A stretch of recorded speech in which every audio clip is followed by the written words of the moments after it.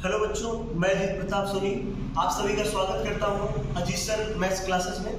दोस्तों, आज हम क्लास 10th की कुछ इंपॉर्टेंट क्वेश्चन लेकर आए हैं आप सभी के सामने, जो आपके बोर्ड एग्जाम में बहुत ही ज़्यादा हेल्प करेंगे।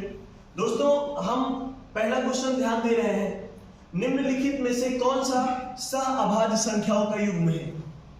निम्नलिखित में से कौन सा सहअभाज्य संख्याओं का युग्म है।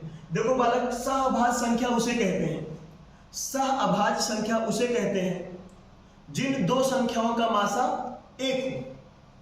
जिन दो संख्याओं का मासा कितना हो, एक हो, उसे क्या कहते हैं, सहअभाज्य संख्या कहते हैं। बालक, 14 और 35 दोनों किस नंबर से कट जाएंगे। आपको पता है 7 के पहाड़ा में 14 भी आता है और 35 भी आता है, तो इसका मासा तो कितना हो गया, 7 हो गया। यानी अब 18 और 25 भैया सर 31 और 93 सर 31 के पहाड़ा में 93 आता है, यानी ये भी गलत, ये भी गलत।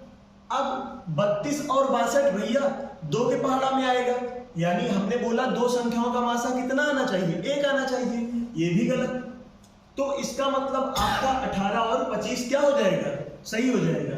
इसका आप मासा निकालिएगा तो कितना पाइएगा, 1 पाइएगा। कभी भी जब भी आपसे पूछे कि कौन सा सहअभाज्य संख्या किसे कहते हैं, ऑप्शन दे दिया जाए तो सभी संख्याओं का क्या निकालना है, मासा। अगर जिस चीज का मासा 1 आए उसे क्या कहते हैं, सहअभाज्य संख्या। आइए हम लोग चलते हैं नेक्स्ट क्वेश्चन की ओर। द्विघात समीकरण 3x² - 4x = 0 के मूलों का गुणनफल भाई। अच्छा, मूलों का गुणनफल, मूलों का गुणनफल का सूत्र हम लोगों ने पढ़ा है, अल्फा गुणे बीटा बराबर C/A। हमको पता है, हम लोग मानक समीकरण जानते हैं, ax² + bx + c बराबर 0। हम लोग क्या जानते हैं, ax² + bx + c बराबर 0। चूंकि x² के गुणांक के आगे a होता है, x के गुणांक के आगे b होता है, और अचर पद को क्या कहते हैं, c। अच्छा, आप देखो a का मान तो 3 है, b का मान कितना है, -4, क्योंकि x² गुणांक के आगे a होगा और x के गुणांक के आगे b होगा। और c यहाँ पर अचर पद है नहीं, अचर पद है नहीं, वहां पर क्या हो जाएगा, 0। और a की जगह पर 3, 0/3 की वैल्यू कितनी आ गई, 0। 0 को कभी भी किसी भी संख्या से भाग करेंगे कितना आएगा, 0। आपका ये ऑप्शन क्या हो जाएगा, सही हो जाएगा। फार्मूला आप लोग याद कर लीजिए, अल्फा × बीटा बराबर C/A। ठीक है, दो मूलों का गुणनफल का शून्यकों का गुणनफल बराबर होता है C/A। भाई साहब, नेक्स्ट क्वेश्चन पे आ चलते हैं हम लोग। आप लोग ध्यान दीजिए और हमें सपोर्ट भी करते रहिए आप लोग। समरूप त्रिभुजों की विशेषता होती है कि, देखो समरूप त्रिभुज जो होते हैं, समरूप त्रिभुज उसे कहते हैं भाई साहब जो जिनका आकार समान हो, जिनका आकार समान हो। आकार मतलब शेप, कैसा हो, समान हो, और अमाप समान हो या ना हो, आकार समान होना चाहिए। अमाप मतलब होता है भैया मीजरमेंट। अमाप मतलब क्या होता है, मीजरमेंट। आकार मतलब होता है शेप, जैसा माने आप समझ लो, जैसे हम लोग मोबाइल में 2 फोटो देखते हैं और उन फोटो को क्या कर दें, एक फोटो को बड़ा कर दें और एक फोटो को उतना ही रहने दें, तो और दोनों फोटो जो है एक ही इंसान का हो, एक ही इंसान का दोनों फोटो हो। जैसे एग्जांपल में आपको समझाया, जैसे ए जो है इतना बड़ा कर दूं और ए को जो है इतना छोटा रखूं, तो ये दोनों क्या होगा, समरूप होगा। क्योंकि इसका आकार क्या है, समान है, भले अमाप जो है समान ना हो, इसे समरूप कहते हैं। बाकी सर्वांगसम उसे कहते हैं जिसका आकार और अमाप दोनों समान हो। जैसे ये और ये क्या है, आकार और अमाप दोनों समान है, तो इसको क्या कहेंगे, सर्वांगसम। पर हम लोग यहाँ पर समरूप पूछ रहे हैं, क्या पूछ रहे हैं, समरूप। समरूप त्रिभुजों की विशेषता होती है कि उनकी संगत भुजाएं समानुपातिक होती है। हाँ भैया, होती हैं। संगत कोण बराबर होते हैं, हाँ होते हैं। देखो संगत भुजा, जैसे आपके सामने एक त्रिभुज दे दिया जाए ABC, और एक त्रिभुज आपके सामने दे दिया जाए PQR। त्रिभुज क्या दे दिया जाए, PQR। तो देखो भाई, त्रिभुज ABC का AB जो है, AB का संगत भुजा क्या होगा, PQ होगा। त्रिभुज ABC अगर मैं लिखा हूं, त्रिभुज ABC, और समरूप का सिंबल ये है, त्रिभुज PQR आपके सामने है, तो AB और PQ क्या होगा, संगत भुजा होगा। BC और QR क्या होगा, संगत भुजा होगा। AC और PR क्या होगा, संगत भुजा होगा।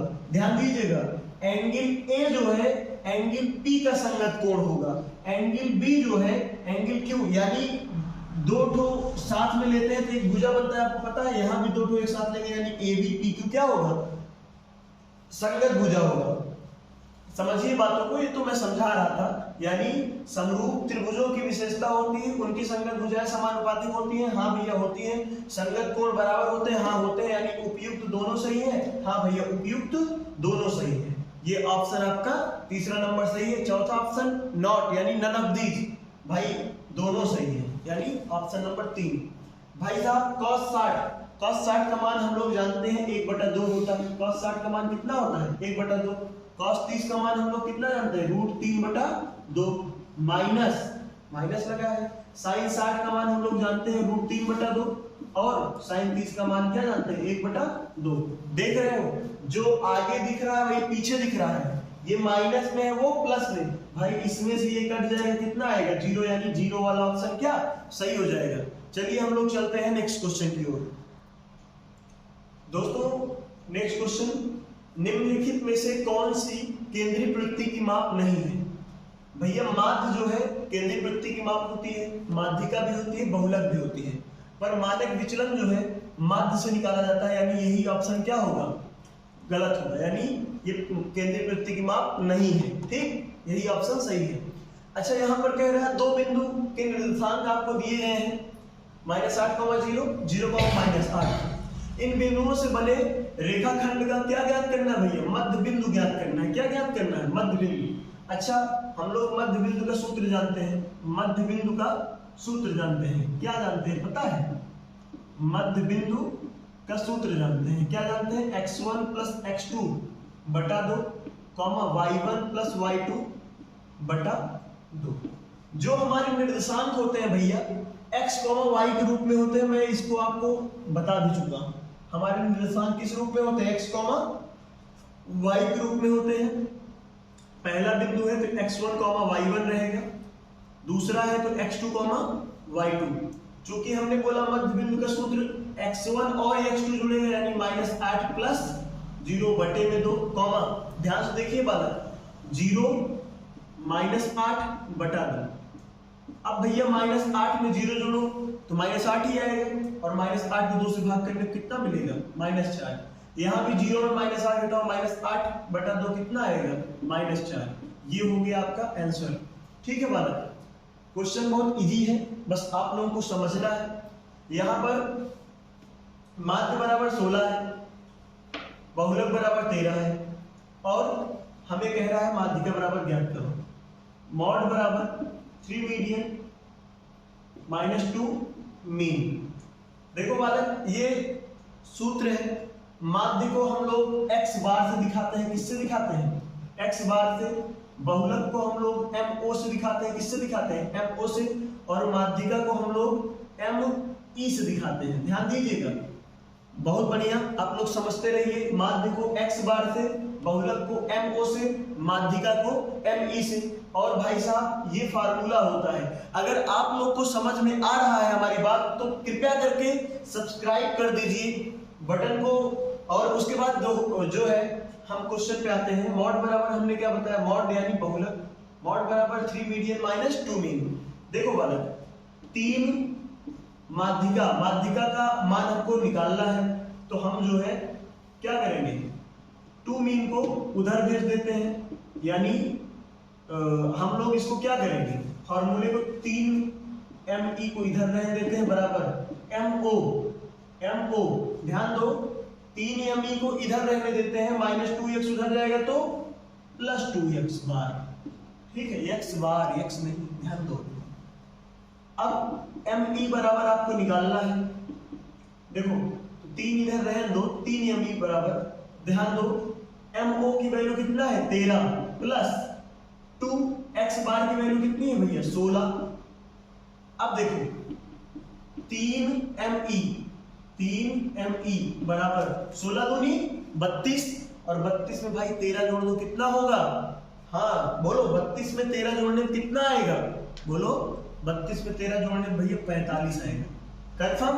45 को हम 3 से काट सकते हैं, कितना आ गया? 15। एम ई बराबर आपको कितना मिला भैया? 15 मिल गया। देखो सिंपल सी बात थी, हम लोग फार्मूला जानते हैं।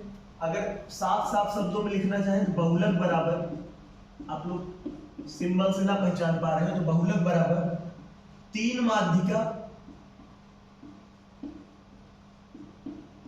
माइनस 2 माध्य। इस सूत्र को याद कर लीजिए, बहुत इंपॉर्टेंट है, इसके ऊपर आपके प्रश्न बन सकते हैं।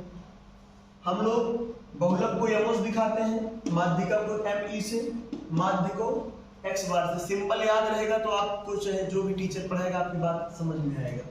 इस तरीके से इस क्वेश्चन को सॉल्व करो। द्विघात समीकरण 2x² - 4x + 3 = 0 का विविक्तर ज्ञात कीजिए। विविक्तर मतलब आप लोगों को पता है डी कहते हैं, विविक्तर को हम लोग क्या कहते हैं? डी कहते हैं। विविक्तर ज्ञात करना है आपको और फिर मूलों की प्रकृति भी बनाना है आपको। देखो यहाँ पर हम लोग को पता है डी बराबर होता है b² - 4ac। ये है विविक्तर का सूत्र, विविक्तर का सूत्र है। ये द्विघात समीकरण में होता है, मैंने अभी कुछ देर पहले बताया था। x² का गुणांक को a कहते हैं, x के गुणांक को b कहते हैं और अचर पद को क्या कहते हैं भैया? c कहते हैं। तो यहाँ b का मान -4 है, -4 का स्क्वायर करो, फिर -4, a का मान 2 है, c का मान 3 है। देखो बालक d बराबर निकाल रहे हैं, -4 का स्क्वायर कितना होगा? 16 होगा, आप सभी को पता है। -4 दूनी 8 त्रिक 24, 24 में 16 घटाएंगे -8 आ गया। d की वैल्यू कितनी आ गई? -8, यानी आपका विविक्तर बराबर तो -8 आ गया। देखो माइनस कितना आया है? -8 आ गया। विविक्तर बराबर -8 आ गया। और भैया मूलों की प्रकृति ध्यान देना, d की वैल्यू अगर 0 से कम हो जाए तो क्या होती है? काल्पनिक होती है। मूलों की प्रकृति क्या होती है? काल्पनिक होती है। समझ में आया?